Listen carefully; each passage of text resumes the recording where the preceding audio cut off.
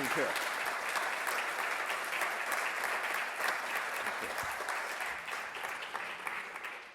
Well, it's a pleasure and privilege to be with you on Constitution Day, and I'm hoping that by the end of this talk, you're going to feel even happier and prouder that you have a Constitution.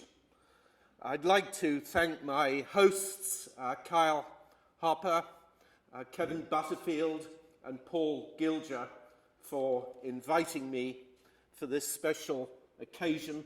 It's actually my first time in Oklahoma. Growing up in Britain, my chief association with this state was the movie Oklahoma. And you may not be aware, but that movie made a great emotional impact in Britain immediately after the Second World War. It was in colour, and although there had been movies in colour in the 30s, there were none during the Second World War. And secondly, it exuded optimism. And I've heard older people describe seeing Gordon MacRae coming through those long,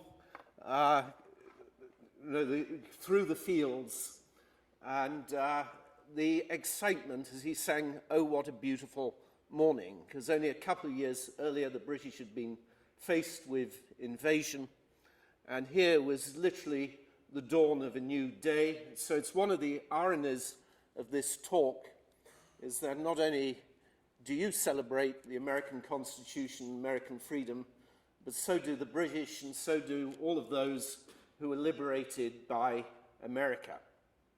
Now, this is a book, obviously, about the other side. It may amuse you that there are two different covers, one American and one British. And they're different. And they even have slightly different titles, although I can assure you the ending is the same. This is the American edition done by Yale, which is actually particularly good because it has color illustrations, and although I can't make a lot of claims for the text, I can say that there is no book on the American Revolution with more red-colored pictures. And the cover on both of the books is actually the same painting. It's John Singleton Copley, an American artist, and it's a painting called The Floating Batteries of Gibraltar. And it depicts a scene towards the end of the American Revolution. It's a painting that virtually very few people have seen because during the Second World War it was moved to Gibraltar where it stayed for 40 years. It's now in the Guildhall Art Museum, which very few people visit when they go to London. It's somewhat eclipsed by galleries like the National Gallery. It's life-size, it's a mural, and what you're seeing here is a detail. And amusingly, the detail almost reinforces the stereotype which this book is written against. Because you have the arrogant British general, who could be played by a sort of Laurence Olivier figure, pointing into the distance. And his subordinate looking up, and friends, when they looked at this cover, said the subordinate almost seems to be saying, "Are you being serious?" There's also a Christ-like figure in the corner who looks as though he's being crucified. They used my full name, Andrew Jackson O'Shaughnessy. I recently had to do an interview with the Atlantic magazine responding to the decision of the Connecticut Democrats to drop the name of Jefferson and Jackson from their annual dinners. And someone wrote to me afterwards and suggested that I change my name. But in actual fact, it was my mother's maiden name, but my father was well aware of the juxtaposition, and I always have to add that he had read the biography of Jackson produced at the end of the Second World War, which never mentioned anything about Indian removal. And the subtitle you'll see is slightly different in the British edition. Just remember, it's British leadership, the American Revolution, and the fate of the empire. So this is the British edition of the book. As you see, instead of just the two commanders, you have this rugby scrum of redcoats looking very victorious because publishers said that the British are not interested in defeats. They didn't use my middle name, which they said sounded American. The British do not use middle names and middle initials. The tradition's so strong here that Harry Truman actually had to create a middle initial. That would never be the case in Britain. And the subtitle is different. Instead of British leadership, it's British command. And the word command somehow has a different tone to leadership. And instead of the fate of the empire, it's the preservation of the empire. So I really just want to alert you that marketing can even rear its ugly head in history, and that interpretation, this is really a book all about interpretation and looking at events from different perspectives. The American War was a war that Britain seemingly should have won. Britain had only a few years earlier won what in America is called the French and Indian War, and what in Europe is called the 7 Years' War. This was the war in which Britain literally became a global power. It acquired, of course, Canada, but it also acquired Bengal in India, and this was the state that really gave the British a major foothold in India. They'd already had a presence in India, but this was the critical period in which they gained their main foothold. And they gained islands in the Caribbean, a fortress on the west coast of Africa, and essentially became the global power. And they would go on after the American Revolutionary War to win the French Revolutionary Wars and to defeat who arguably is regarded as the greatest general of all time, Napoleon. So the American Revolutionary War was an aberration. And the question naturally arises, why did the British lose? It was the only occasion in the 18th century where the British significantly lost a naval battle to the French. They prided themselves on being the supreme naval force in the world. What went wrong? And the popular explanation that's particularly strong among lay people is the idea that it was simply lost by bad leadership. Aristocratic buffoons in command, people who had just stepped into their positions because of who their father was rather than any merit.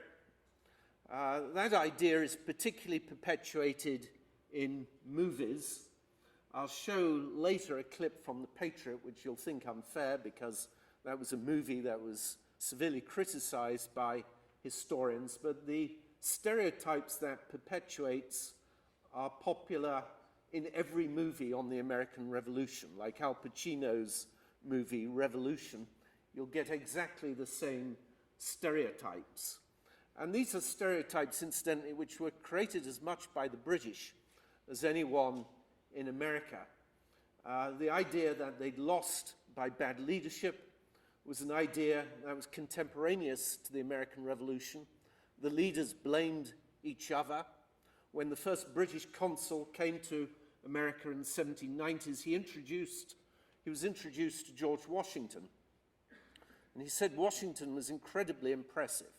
Standing 6'4", he had a military bearing and this kind of nobility of manner. But he said, I'm sure he wouldn't have looked so impressive if we just sent better generals over to fight against him. And that's the irony of this idea that it was just lost by bad British leadership. It actually diminishes the achievement of Washington and his contemporaries. It's a popular idea in popular history. Barbara Tuchman did a book called The March of Folly, and a third of it was about British leadership during the American Revolution. it was really a book about Vietnam, which was when it was published, and essentially denouncing all wars and all leadership. But it particularly played to the stereotypes, and they do get into serious academic history as well, with the use of words like hidebound and incompetent being very common. The point of writing this book was not really to, in any way particularly, to absolve these personalities or to revive them. They were on the wrong side of history. They will never be popular. They stood for ideas which today we regard as reactionary. My concern with those stereotypes was that it really shifted our attention from the real reasons why Britain lost the war. And so I'm going to talk a bit about the personalities, but at the end of my talk, I'll give you the abbreviated elevator pitch version of why the British lost, which I think is a lot more interesting and indeed has many more parallels to current conflicts, not least in recent history, Vietnam, but arguably also Iraq and Afghanistan, although that's not the reason that I wrote the book, but I think there are interesting parallels to think about. I wrote the book as a series of biographies, rather like a play. Each person is introduced in order of their importance. There are 10 major figures considered in the book. These are both military and political figures, the 10 key decision makers on the British side during the American Revolutionary War. The first, of course, you would expect to find in the book George III, the man that Thomas Jefferson described as a tyrant, the person who was principally blamed in 1776 for the war.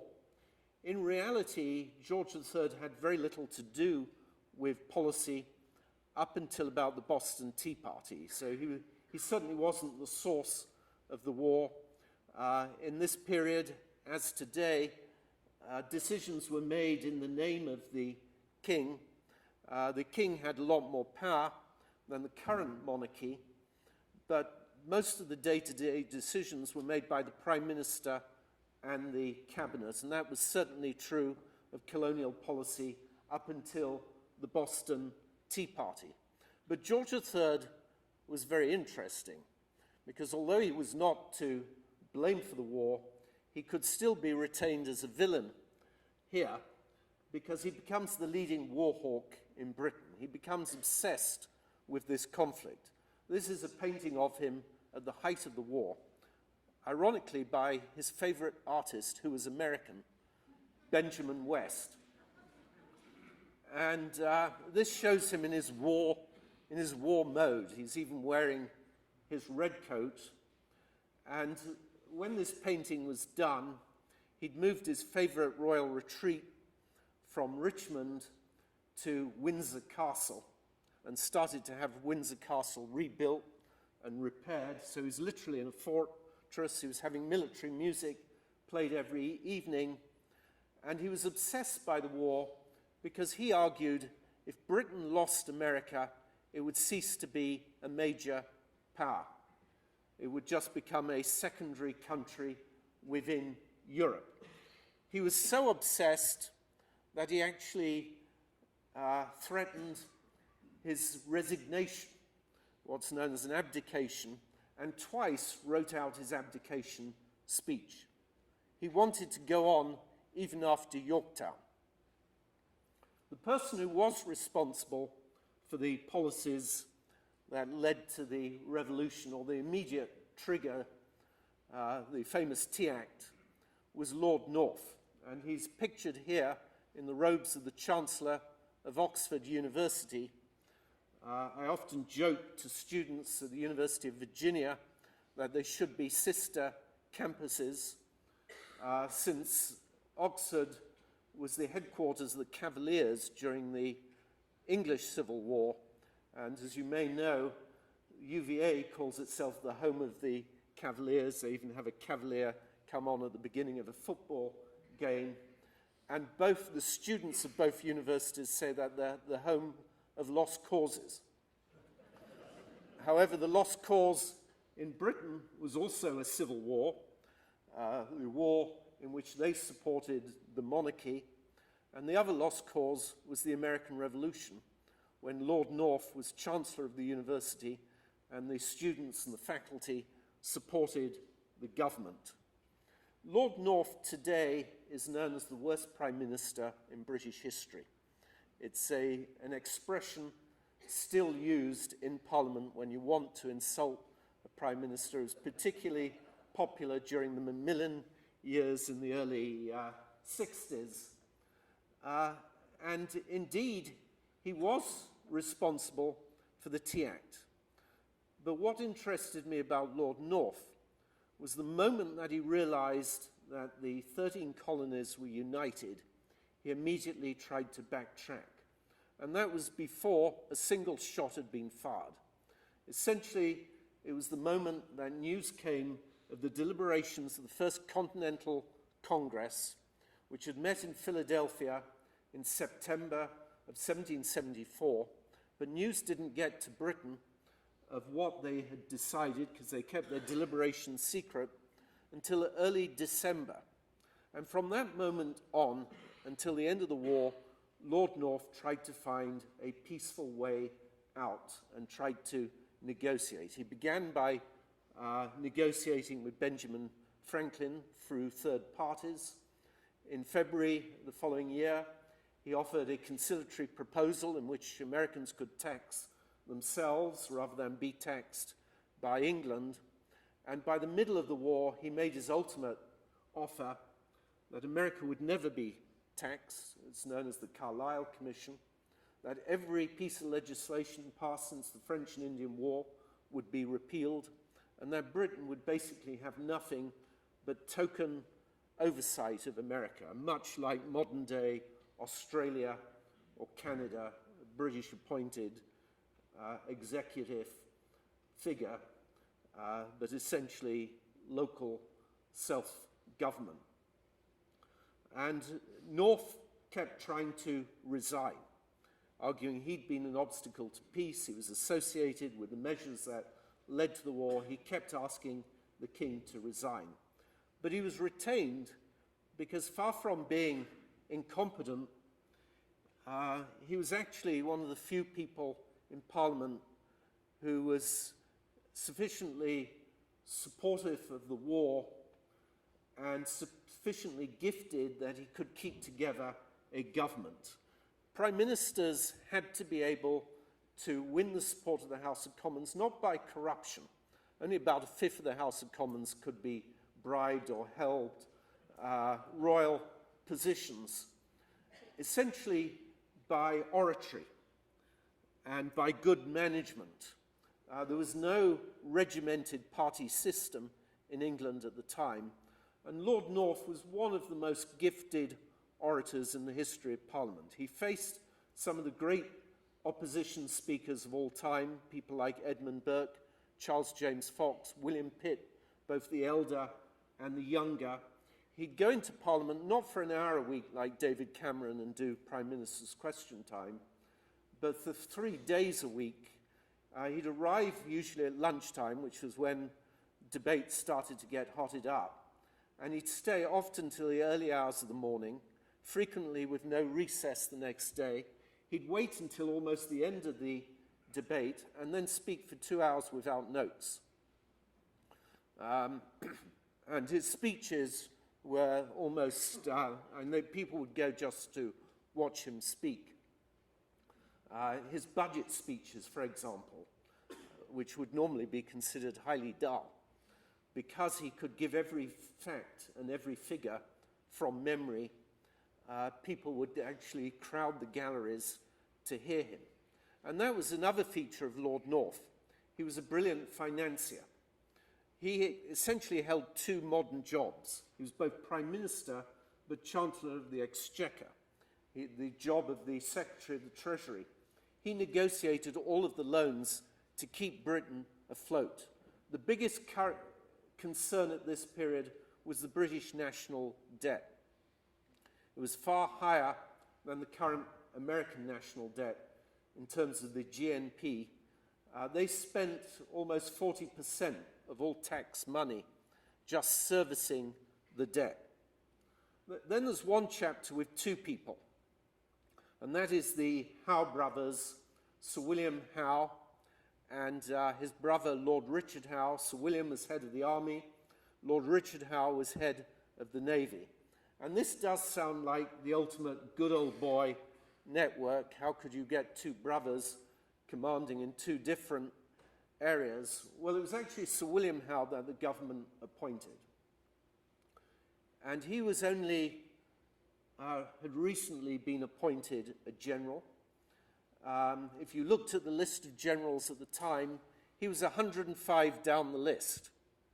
So there were 105 more senior generals, and he only had, I think, 3 generals below him, who happened to be Henry Clinton and John Burgoyne, who would also serve in America. In other words, the British government chose its most junior generals, but not because they were the B team, but precisely because they were thought to be the most able and to have the most vigor, and also to know about conditions in America. Sir William Howe had served in America during the French and Indian War, and he'd been part of one of the greatest British victories of all time, in which the British took Quebec, and he was part of the scaling of the Plains of Abraham.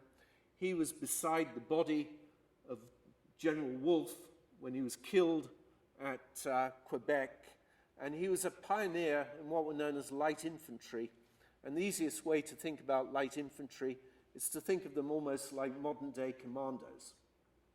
These were people who could break out of a regular regiment, the most athletic people in the regiment, and could rush forward and fight what the British often called Indian-style warfare, ambush warfare, what we might today think of as guerrilla warfare. The minister responsible for the war in England understood it would be unconventional warfare, and that the person who knew most about that unconventional warfare was Sir William. But he insisted, as his price of service, that his brother be made head of the navy. And that was very smart, because there was no joint chief of staff in this period. They were run entirely independently, and therefore to have the best coordination between the Navy and the Army was to literally have 2 siblings in charge of both. The irony about Lord Richard Howe is he was appointed because of his brother.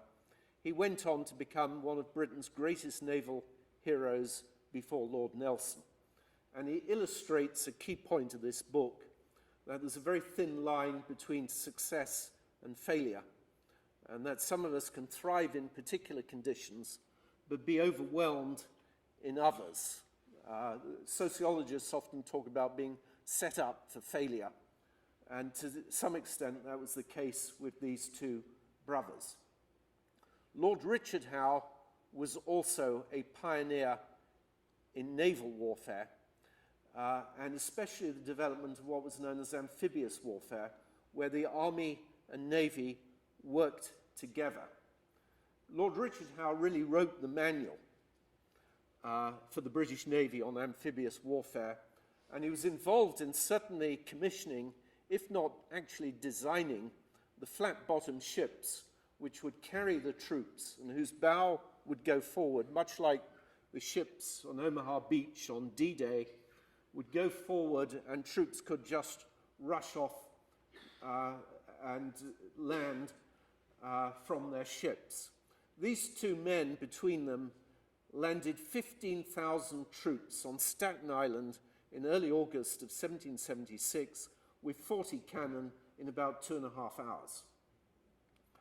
And they're tremendously effective. And indeed, one of the great advantages the British had was amphibious warfare. They were able to attack any town along the coast at any point. And remember, much of the American population lived within 50 miles, and this is obviously the British American population were living within 50 miles of the coast, and so were highly exposed to attack. John Burgoyne was never commander-in-chief. The commander-in-chief for the first half of the war was Sir William Howe, and he won every battle in which he commanded, including some of the largest battles of the American Revolution, battles like Long Island or Brooklyn, battles like White Plains, Germantown. He defeated Washington on each occasion. John Burgoyne was a junior commander, and the two great defeats for the British in this war, Saratoga and Yorktown, were both won, or rather lost, by junior commanders. But Burgoyne, until the American Revolution, was seen as one of the really rising stars in the British Army. He would have been senior to Howe, and he was older, but for the fact that because of debts, he'd had to spend some time out of the army living in France. This painting, which is in the Frick collection in New York, was commissioned by his commander in Europe during the French and Indian War to really celebrate the fact that Burgoyne had successfully defended Portugal against Spain. So he's still a hero to this day in Portugal. This man, Lord George Germain, was the politician who was most responsible for the war in Britain. He's the favorite person to blame. There is, interestingly, only one scholarly biography. When you think of the amount of work we have on Confederates during the Civil War, it's remarkable that someone so critical would be so little studied. And the biographer begins the biography by saying, "I detest this man." And that's quite rare in biographies. You usually choose to write about people you admire. And yet, Germain had a staff of only 25 people, which is smaller than the staff that I oversee at Monticello. And between them, they got 35,000 British troops to America in the summer of 1776. It was such an effort that they required every ship in the British Merchant Navy. There are descriptions, they weren't just coming from England. Southern Ireland was a major source because the British had a third of their army constantly garrisoning Ireland. And they're coming from Germany and several different ports in Germany, which was providing German mercenaries, although some military historians insist on calling them auxiliaries, not mercenaries. Whatever, one of those German soldiers described in a diary how they were so compact on board ship that when someone wanted to turn in the night, they had to shout out so that the whole regiment turned over. Germain had one basic plan, which was to send the commanders more troops than they'd requested and to knock out Washington's army early and quickly. And every military historian, who of course have 20/20 hindsight, will tell you that if there was an opportunity to win this war, it would have been defeating Washington's army early on, probably in New York. Instead, he felt let down by his commanders, who both in Canada, under Guy Carleton, and we talked earlier, Sir William Howe, both of them were more interested in negotiating than in actually forcing the pace against the Continental Army. So he felt somewhat let down. Sir Henry Clinton was the commander-in-chief for the second half of the war. He took over from Sir William Howe. He also has just one biography. It's actually a very good one, and it's probably the last military history book to win the Bancroft Prize in American history back in the 60s, which is the main prize given by the American Historical Association. And it was written at the height of psychohistory, and that's the only unfortunate aspect of the book. And it's essentially found in Clinton a classic neurotic. And since Freud was popular, it argued that he had a distant father and an overprotective mother, which was fascinating because we know nothing about his childhood. But it is a bit like the old psychologist's joke, which is essentially my approach in this chapter, that the good news is you are suffering from anxiety. The bad news is you have much to be anxious about.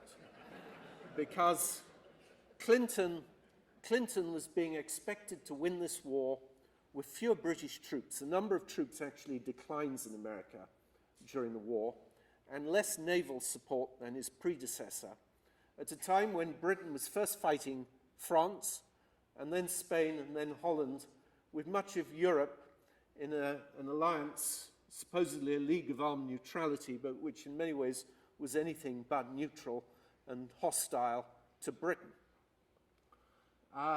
Clinton, in fact, was the most cerebral of all the British commanders, arguably the most cerebral of any British officer in the 18th century, because we have his notes on military history, military doctrine and strategy.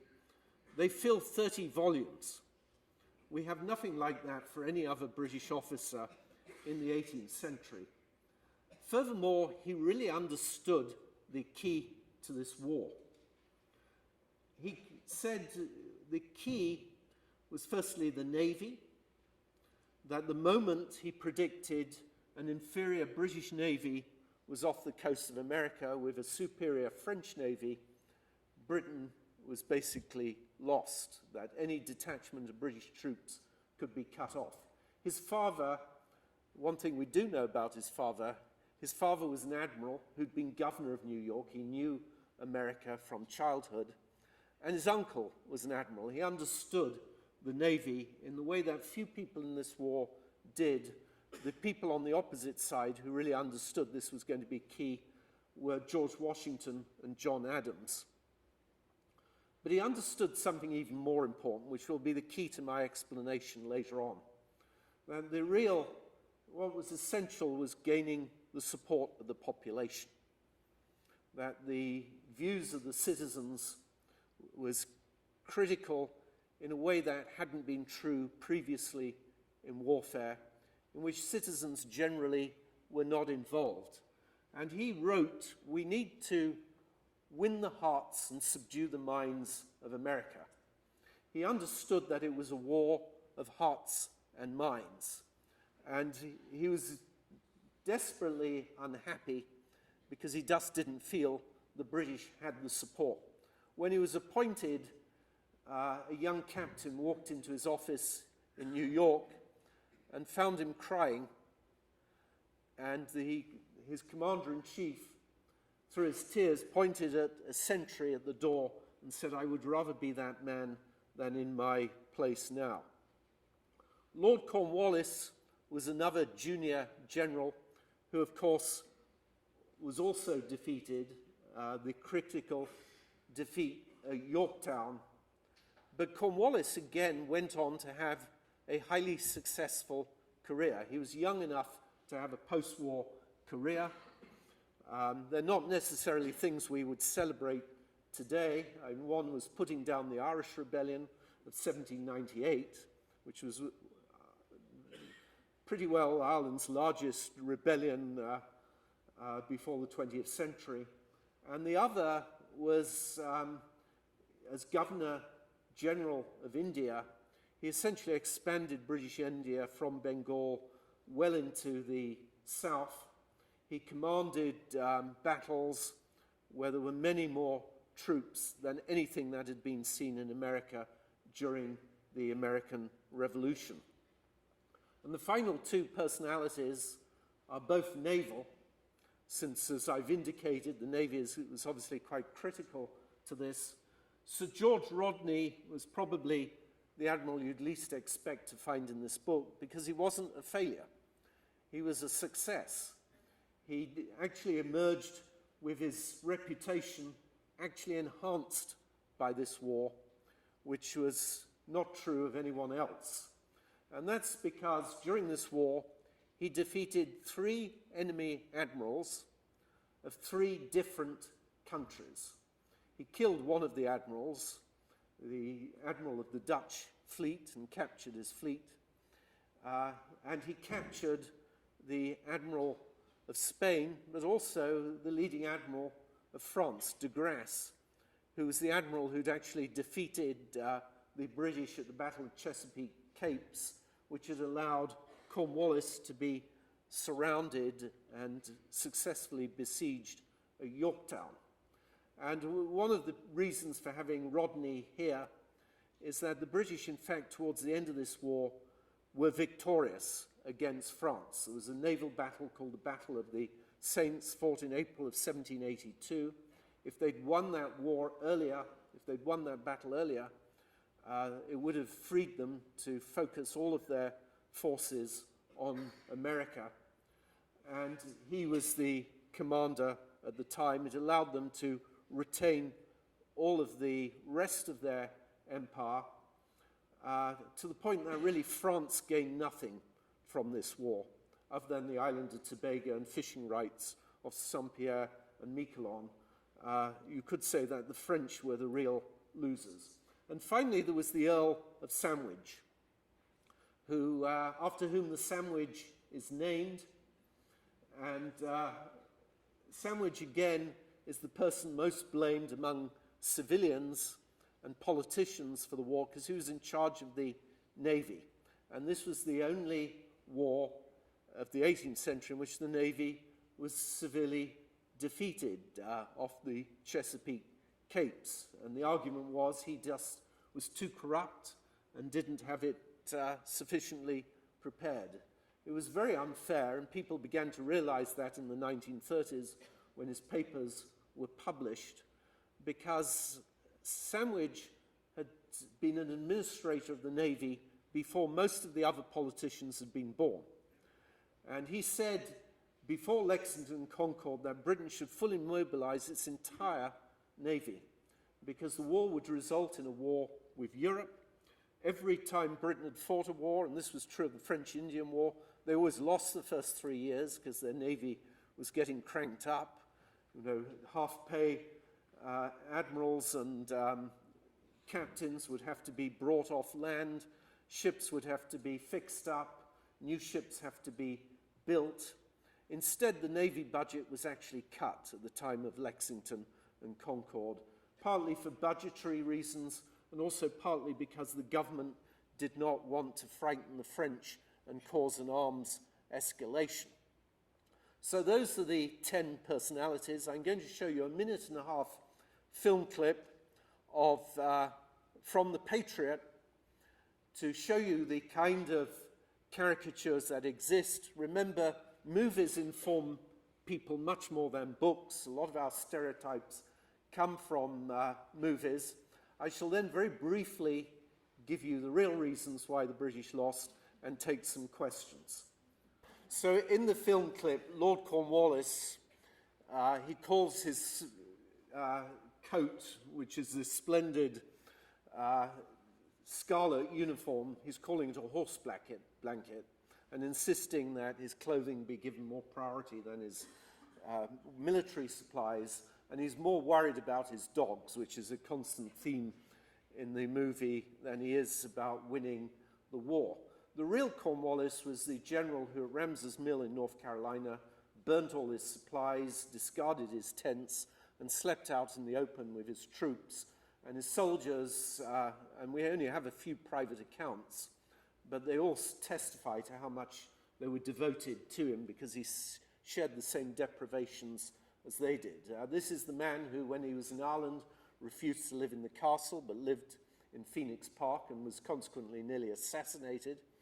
And this is the Governor-General of India, who just hated pomp and ceremony and did away with it, unlike his predecessors and unlike any of his British successors. So he was quite the opposite to, but he was the most aristocratic person in the British Army serving in America, but really defied all of the stereotypes. So briefly, why did then the British lose? Well, essentially, the British had an army of conquest, not an army of occupation. They won and took at some point every American city, but they could never occupy territory. They tried in New Jersey in the winter of 76, 77. They tried to occupy Pennsylvania in 1777. And I think the best illustration is the Southern Campaign after taking Charleston, when they defeated the Continental Army in the South. They defeated Horatio Gates, the American general who'd won at Saratoga, and essentially cleared the South largely of any professional military, and yet their problems started as they tried to march north. And eventually they would be surrounded by more troops and outnumbered, even though initially in the campaigns they had the military advantage. They faced today what we would call insurgencies, led by people we think of as folk heroes, like Francis Marion, who later became known as the Swamp Fox. It's another Parson Weems story when he gave him that title. Or Thomas Sumter, the Gamecock. But there were hundreds of these petty conflicts in the South, and these militia leaders or partisan band leaders who successfully disrupted the British supply lines. The British, what they did get wrong was their expectation that the majority of Americans would support them. And we should remember, like most revolutions, including the current or recent Arab Spring, revolutions are also civil wars. And the American Revolution was a civil war. 19,000 Americans fought on the side of the British. It's been estimated, and there's no way really of ever being precise, but easily a fifth of the American population were pro-British. So they had reason to think that they had real support in America. They simply overestimated that support, and that's because American loyalists were telling them that 4 out of 5 Americans support Britain, and the only reason people don't come out and the only reason they don't speak up is they're being intimidated by the patriots who drive them out of their homes, who tar and feather them if they show their real colors. The effect of not being able to occupy territory meant that they had to get all their supplies from Britain 3,000 miles away with a semi-medieval system of administration. They were having to bring in 57 tons of food per day. The horses were the major consumers of forage, but even some of the forage had to be brought from abroad. Coal, candles, all of this was having to be brought from Britain. No country in the world had fought a war of this size at this distance before. It simply exceeded their ability. Then, of course, it became a world war, but long before the French actually became formal allies, the British were having to convoy their fleets across the world and take preparations for what they knew would become a wide-scale European war, which meant that they couldn't focus entirely on America. Ultimately, they didn't lose. They still had Savannah, St. Augustine, they still had New York, they still had East Florida, they still had Canada at the end of the war, at least up until after Yorktown. What really changed, the war could have gone on, was opinion in Parliament.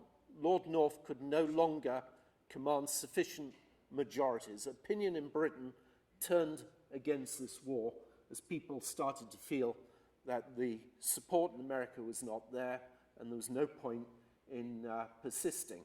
Of course, the stories we grow up on of Minutemen, of sharpshooters, of Washington's leadership, this was critical as well, because as Paul Gilger and I were saying before this, history is never inevitable until the event is over. One could imagine that if there'd been a different leader from Washington, And the alternatives were appalling. John Hancock was considered, at the beginning of the war, who was an aristocratic dilettante and commanded very, very briefly at Newport, Rhode Island, where he was a disaster. Another alternative was actually a former British officer, Horatio Gates, who won Saratoga but was defeated at Camden and was so nervous about being captured that he got on his horse and rode 150 miles, which Alexander Hamilton, who was only in his early 20s at the time, rather cruelly said was a fast pace for an old man, because he did it in almost record speed. And so there are many factors, but essentially the British did not have the hearts and minds. I want to take questions, but I do want, before you leave, and I realize some will have to get up and go at the end of the questions, but I'd love to show you a clip of John Adams being presented to George III after we've taken a few questions, because in this clip, the dialogue is exactly the dialogue that John Adams used and wrote up the next day in his letter back to America. There's not a single word added. It's also, I think, brilliantly dramatized in what was the John Adams series. And it's also very moving, because if you think about it, this was the real moment of American independence, not the 4th of July of 1776. It was then just an aspiration. It was that moment where Adams, as the first American ambassador, not the term used at the time, minister plenipotentiary, presented his credentials and used the word the United States of America. Thank you.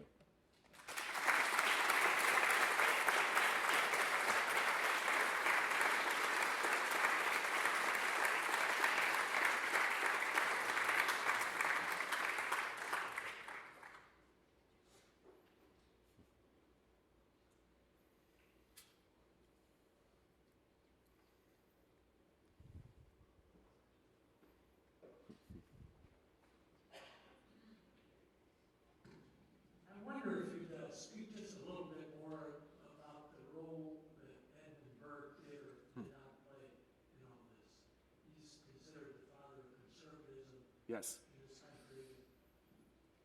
Well, you know, Burke's speeches on the subject of America are brilliant. I remember I used to teach in a history department where a colleague said she hated Burke. And I'm actually not a fan of reflections on the French Revolution. It's written in this sort of hyper, rather hysterical fashion, and it's hyperbolic.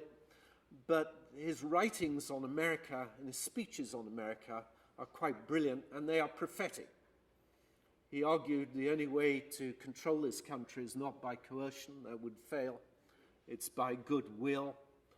And he made the case that it could be done simply by not changing the traditional structure. And Burke was a great believer, and this is why he's regarded as a father of conservatism, although rather different from sometimes the conservatism we think of today. It's a sort of British-style conservatism where you're actually rather hostile to change, and you change incrementally or organically.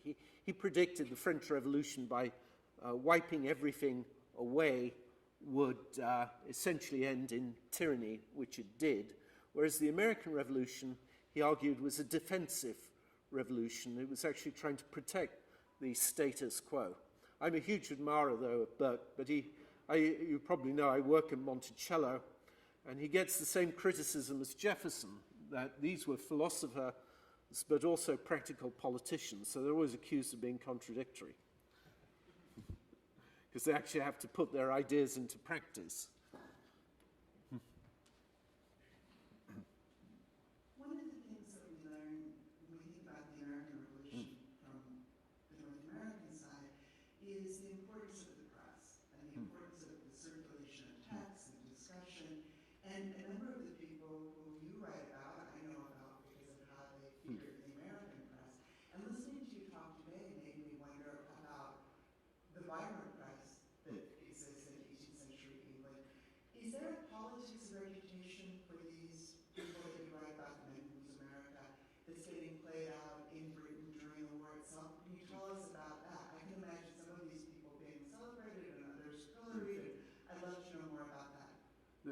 The British press, although initially in the war, as with opinion generally, everyone was excited and expecting a quick victory, the British press turned, apart from the government newspapers, of which there were a couple, against the war. And by 1778, they were, after Saratoga, they were basically saying this is unwinnable. And they published lots of hostile accounts. They often reprinted articles straight from the newspapers in America.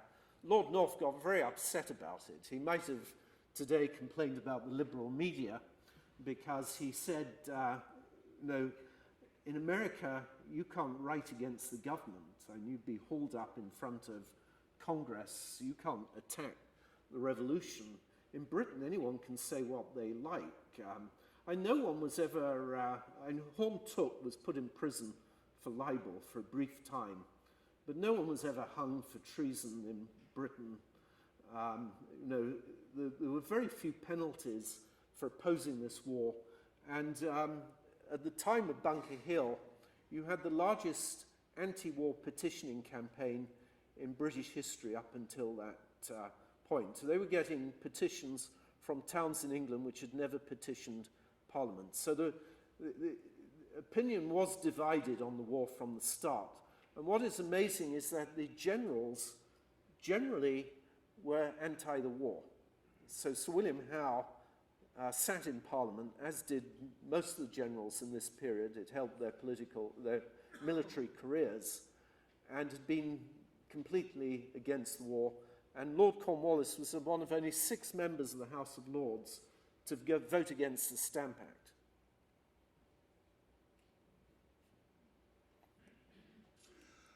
What about the Native Americans? We hear a lot here about the Chickasaws and their participation. Can you speak to that a minute?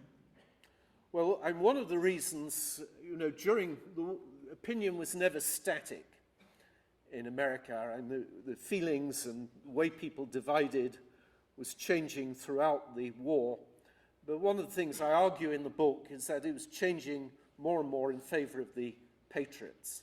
And very soon after the start of the war, Britain was being regarded as a foreign power, and the British themselves were regarding Americans as foreign, whereas at the outset they were calling each other brothers and calling this a civil war between the two countries. But the British alliance with the Native Americans was part of this process. It really alienated opinion. And, there were many declarations of independence. Even towns did their own declarations. All of them mention that alliance, and also the use of Germans as mercenaries, which appalled people.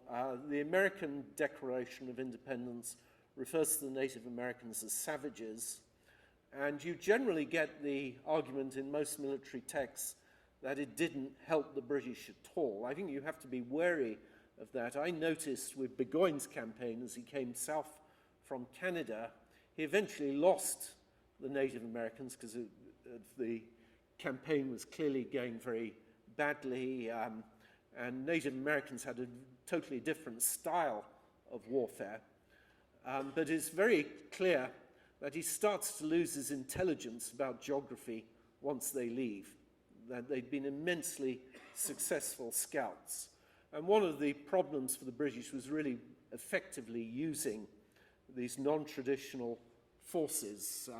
It was a problem on the American side as well, and the general who really mastered it was Nathaniel Greene, because Greene had to take over from Horatio Gates with this total remnant hub of an army in the south, and Greene understood that the army had to work as much as possible with unconventional forces. And so he created communications with people like Thomas Sumter and worked with them.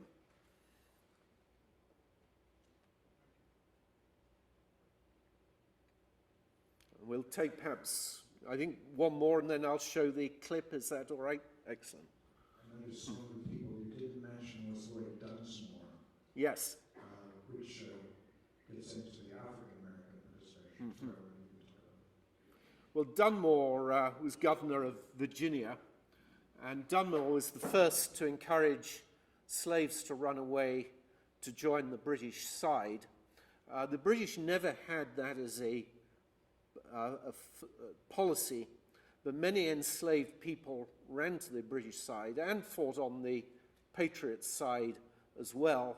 And for a lot of people, like the Native Americans, like enslaved people, they were seeking their own liberty. And it wasn't so much that they were fighting for the British as fighting for their own self-interest and for their own freedom. But that, of course, alienated opinion in the white South. Certainly, Clinton encouraged enslaved people to go over to the British side. Simon Schama recently did a book which almost makes the British the heroes of the American Revolution and these great emancipationists, because it was the biggest emancipation before the American Civil War. But you have to be very wary. Not only had the British played the main role in the slave trade, but they did not free the slaves of loyalists. And it was only the slaves of their opponents. Furthermore, they had their own slave plantations in the Caribbean with almost 400,000 people in places like Jamaica. But I think the war does start to change British opinion, because it was the one moral high ground that these British officers could occupy, was to say how terrible in a country speaking of liberty that they should have slavery. And Samuel Johnson famously said, why is it that the masters of slaves are the first to yelp liberty? And it is interesting that the abolitionist movement really gains huge momentum in the immediate aftermath of the American Revolution, and that the British would eventually see themselves as a great anti-slavery nation. Okay.